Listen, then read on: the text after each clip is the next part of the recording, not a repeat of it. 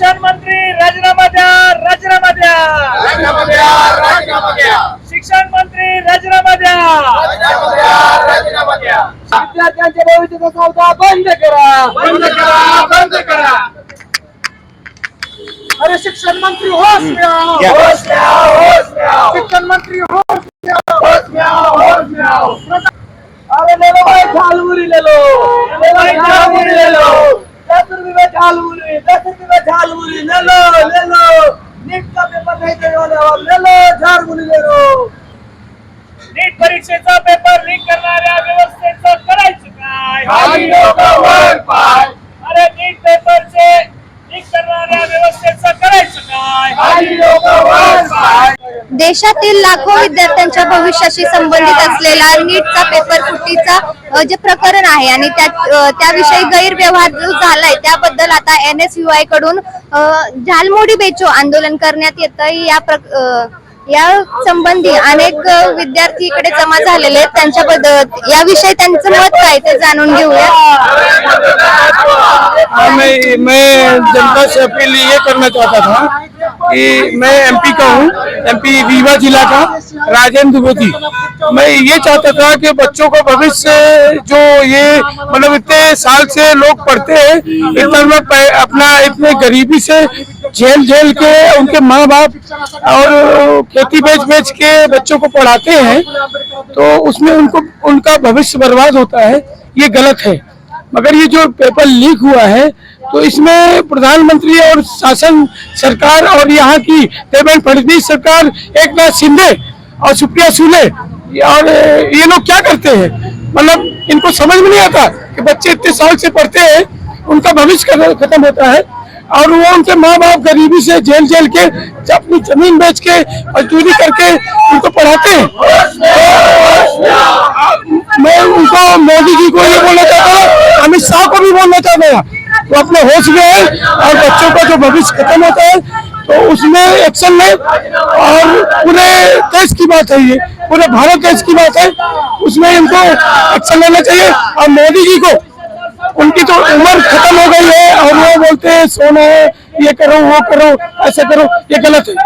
जिसके पास पैसा है कुछ भी करो.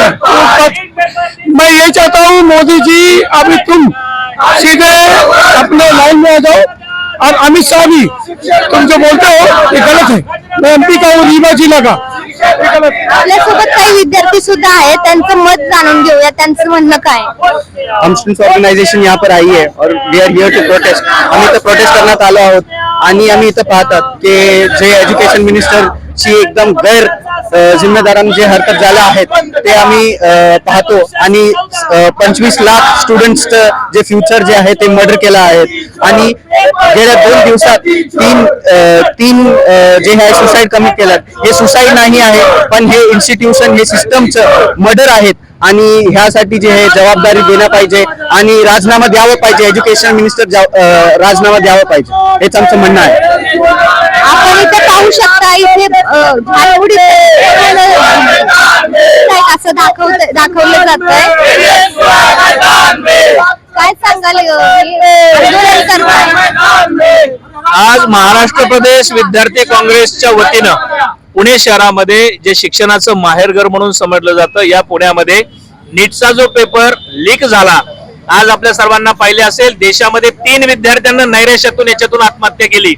जर एखादा पेपर लीक झाल्याच्या नंतर विद्यार्थ्यांच्यावरती एवढं नैराश्य येत असेल आणि हे नैराश्य 2022, 23, 24, 25 आता 26 प्रत्येक वर्षी पेपर लीक होतोय, म्हणजे आज याच्या सगळ्या व्यवस्थेमध्ये शिक्षण व्यवस्था किती बरबडलेली आहे हे दिसतंय.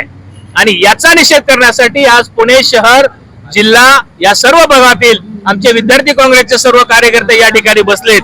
ग्रामीण भागातील विद्यार्थी, शेतकऱ्यांचे विद्यार्थी आपण जर पाहिलं तर आज उच्च शिक्षण घेऊ शकत नाहीये, कारण त्याची फी कित्येक लाखो रुपयाने वाढलेली आहे. आणि अशा पद्धतीनं काही प्राध्यापक जे पेपर सेट करतात तेच जर पेपर लीक करणार असतील तर त्यांना अटक करून काय अशा लोकांना फाशी दिली पाहिजे. कारण शिक्षण व्यवस्था नासवणाऱ्या, शिक्षण व्यवस्थेकडे दुर्लक्ष करणाऱ्या या भाजपा सरकारचा, या शिक्षण मंत्र्याचा NSUIच्या वतीनं जाहीर निषेध आहे. म्हणून हे आंदोलन आहे. कारण याच चौकामध्ये गोपाळकृष्ण गोखले यांच्या नावाने अकॅडमी चालते. उच्च शिक्षणाची कवाड खुली करून देणारं सावित्रीबाई फुले विद्यापीठ या पुण्यामध्ये आहे. पण आज जर आपण पाहिलं तर त्या विद्यार्थ्यांची शिष्यवृत्ती हटवली जाते, आरक्षण त्याच्यातून हटवलं जात आहे, विद्यार्थ्यांना त्या ठिकाणी प्रचंड अडचणी तयार केल्या जातात आणि नीट सारखे पेपर लीक होतात. तर आज 10वी-12वीच्या पेपरचं तरी काय, म्हणजे असे पेपर लीक होण्याचे प्रमाण जे वाढतंय त्याच्यामध्ये विद्यार्थ्यांचं आयुष्य पूर्णपणे त्यांचं पूर्ण आयुष्य त्या ठिकाणी बर्बाद होत आहे. आणि ही व्यवस्था तयार करणारं हे चोर सरकार, खऱ्या अर्थानं चोर सरकार, या चोर सरकारचा हा निषेध आहे. कारण राहुल गांधींनी सांगितलं होतं चौकीदार ही चोर आहे आणि हे त्यांनी सिद्ध केलंय. ताटामध्ये यांच्या हातामध्ये जालमुरी द्यायची आणि पेरेस खाऊन घ्यायचा, हे त्यांचं चाललेलं आहे. शिवशाहू फुले आंबेडकरांचा विचार यांना मागं सारायचा आहे आणि विद्यार्थ्यांच्या हातामध्ये जालमुरी द्यायची आणि त्यांचं भविष्य खराब करायचं. त्यामुळे आम्हाला या व्यवस्थेवर, या सरकारवर अजिबात विश्वास राहिलेला नाही. या सरकारनं राजीनामा द्यावा आणि इथल्या लोकांना मोकळं करावं. येणारं सरकार हे काँग्रेसचं असेल आणि हे जे पेपर फुटीचं हे जे काही घडतात या सगळ्यांना कठोर कारवाई केली जाईल. हे इथं मी विद्यार्थ्यांच्या भविष्याचा प्रश्न ऐरणीवर असताना NSUI कडून झालेल्या आंदोलनामध्ये त्यांनी सरकारला आणि शिक्षण मंत्र्याला राजीनामा द्या अशी मागणी करण्यात आलेली आहे. पुण्याहून मी पायल कोटभरे, सर्जनशील न्यूज. सर्जनशील न्यूज.